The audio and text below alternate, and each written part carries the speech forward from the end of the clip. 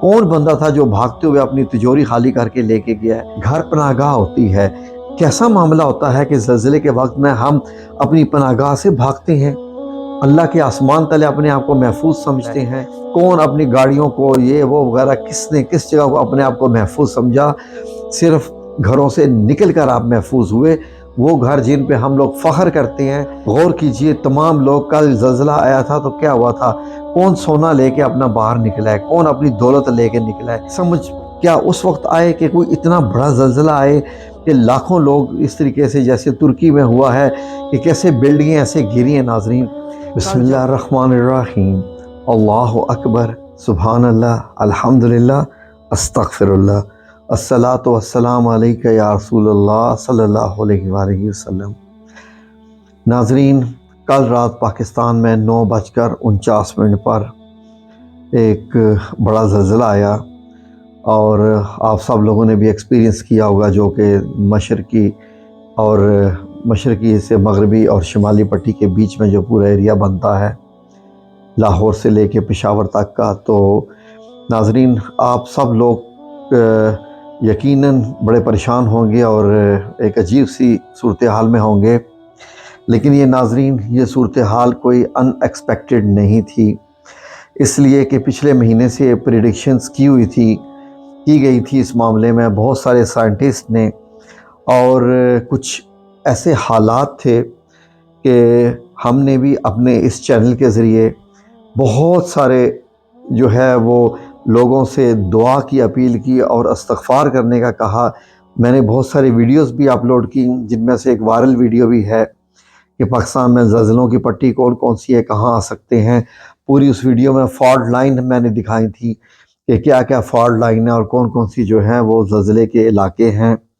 تو ناظرین، یہ جو تاجکستان اور افغانستان کے بارڈر کی جو پٹی ہے، تو اس پہ جو ہے وہ پچھلے مہینے بھی 20 سے زیادہ زلزلے آئے، لیکن وہ ریکٹر اسکیل پر آپ کو معلوم ہے کہ کم ہونے کی وجہ سے، مطلب 3 پوائنٹ سم تھنگ، 4.2 4.3 اس طریقے سے وہ تھے، تو اتنے ہمیں محسوس تو ہوئے نہیں، لیکن یہ کہ وہ آتے رہے۔ تو آج یعنی کل رات کو بھی جو زلزلہ آیا 9:49 پہ، وہ افغانستان کا جرم کا علاقہ ہے جہاں پر یہ آیا، تو 6.8 بتایا گیا ہے، لیکن اسلام آباد میں 7.7، وہاں پر کچھ ایریا میں زیادہ فیل ہوا ہے، لاہور تک فیل ہوا، کچھ انڈیا کے علاقوں میں بھی ہوا۔ ناظرین، بات یہاں پر یہ آتی ہے کہ ہمیں سوچنے کی ضرورت یہ ہے کہ بات زلزلوں کی تو ہے، لیکن اتنا ذہن میں رکھیے کہ ایک چیز جو ہے وہ غور کرنے کے لائق ہے اس میں پورا، کہ ایک تو یہ کہ یہ کبھی بھی آ سکتے ہیں، کوئی 100% پریڈکشن نہ بارش کی ہوتی ہے نہ زلزلوں کی ہوتی ہے۔ آج تک بارش کی پریڈکشنز 100% نہیں ہوئی ہیں، کب بادل چینج ہو جائیں، کب کیا ہو جاتے نہیں ہوتی ہے۔ لیکن زلزلوں کے معاملے میں ناظرین ایک چیز غور کیجئے، بارشوں سے پھر بھی کسی طریقے سے بچا جا سکتا ہے، زلزلے کی زد میں آ کے جو نقصان ہو جاتا ہے، جانی نقصان ہو جاتا ہے، وہ بہت شدید ہوتا ہے، اس کا ازالہ کچھ بھی نہیں ہے۔ لیکن ناظرین، میں نے اپنے چینل پہ یہ ایک ویڈیو جب بنائی، لائیو ٹرانسمیشن میں بھی لوگوں سے یہی درخواست کروائی تھی کہ قرب قیامت کا دور ہے، یہاں آپ کچھ بھی ایکسپیکٹ کر سکتے ہیں۔ ہم لوگ قرب قیامت میں ہیں، ہم لوگوں کا انحصار آئی ٹی پہ زیادہ ہو چکا ہے، انفارمیشن ٹیکنالوجی میں، اور دنیا کے فیشن اور دنیا کے رنگ رلیوں میں ہم لوگ ایسے کھو چکے ہیں کہ ہمیں کچھ بیسیکلی دکھائی نہیں دے رہا، کچھ ایسے سمجھ ہی نہیں، ہم سمجھ رہے ہیں کہ نہیں، شاید انسان نے ہر چیز میں پر دسترس حاصل کر لیا، لیکن ایسا نہیں ہے۔ انسان نے کسی چیز پہ بھی دسترس حاصل نہیں کی ہے، نہ ہواؤں پہ، نہ فضاؤں پہ، نہ بارشوں پہ، نہ زلزلوں پہ، نہ موسموں پہ، کسی چیز پہ بھی انسان کی دسترس حاصل نہیں ہو سکی ہے۔ لیکن صرف انسان گھمنڈ میں آ چکا ہے کہ شاید اب ہم طاقتور ہو چکے ہیں، تو ایسے لوگ کام کرتے ہیں، ایسے لوگ کام کرتے ہیں جس میں نہ اللہ کا ڈر، اس میں نہ اللہ کا ڈر، نہ کچھ اللہ کے عذاب کا ڈر، بس یہی ہے کہ یہ ہوگا تو ہم بچ جائیں گے، یہ ہوگا تو ہم بچ جائیں گے، جبکہ اللہ رب العزت للہ ما فی السماوات و ما فی الارض، جو کچھ آسمان و زمین میں ہے سب اللہ کے لیے ہے۔ سورہ رحمان میں اللہ رب العزت نے فرمایا کہ تم لوگ زمین کے کناروں سے بھاگ ہی نہیں سکتے، کہیں بھی نہیں جا سکتے۔ آسمان کے کناروں سے بھاگ کے نکل سکو تو نکل سکو، زور کے سوا تم کچھ کر ہی نہیں سکتے۔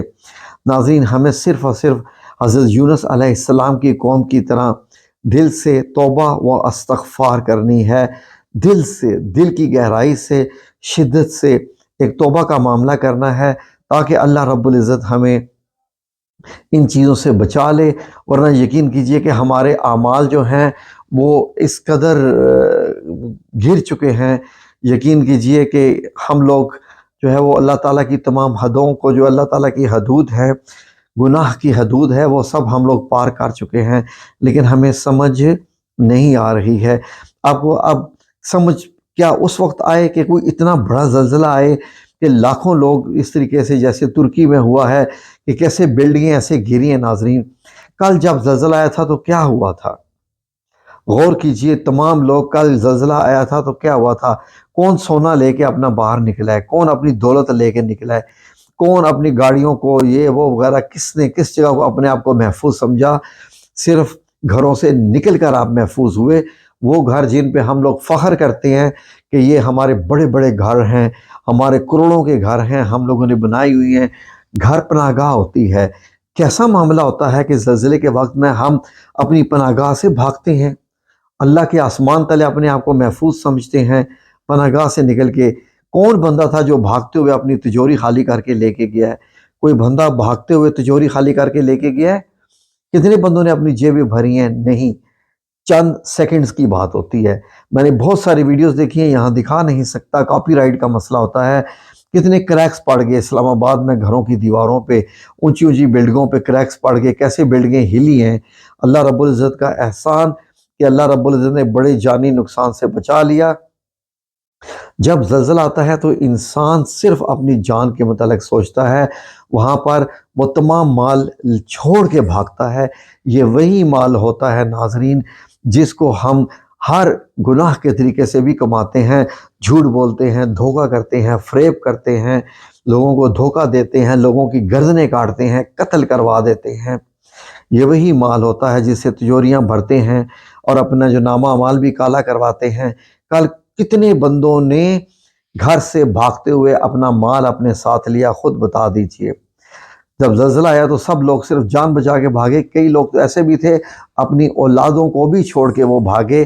تو کس نے کیا حاصل کر لیا؟ کچھ بھی نہیں حاصل کر لیا۔